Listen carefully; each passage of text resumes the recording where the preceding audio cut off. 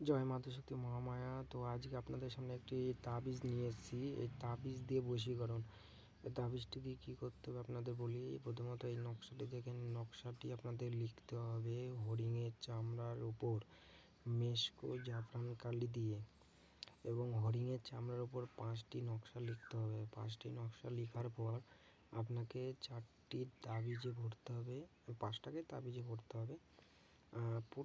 প্রত্যেকটাতে নিজের নাম এবং যার নামে বশীকরণ করা হবে 2 জনের নাম লিখতে হবে।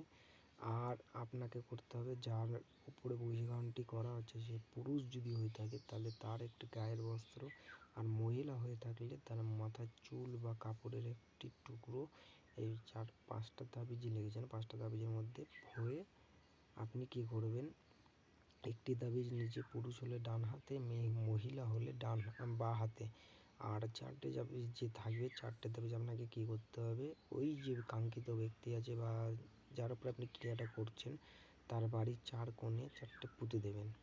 পুঁতে দিয়ে আসার পর আপনি বাড়িতে চলে আসবেন, পেছন ফিরে তাকাবেন না।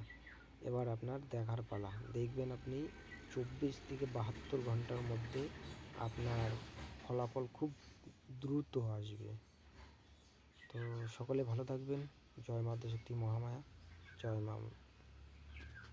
আরেকটি বিশেষ কথা আপনাদের বলতে ভুলে গেছি, যারা নতুন করে শিক্ষা গ্রহণ করতে চান বা সাধন ভজন করতে চান তারা অতি সত্বর এই গুরু পূর্ণিমার আগে যোগাযোগ করুন। কিছু জিনিস আছে বুকিং চলছে, তো অলরেডি কিছু লোক বুকিং করে ফেলেছে।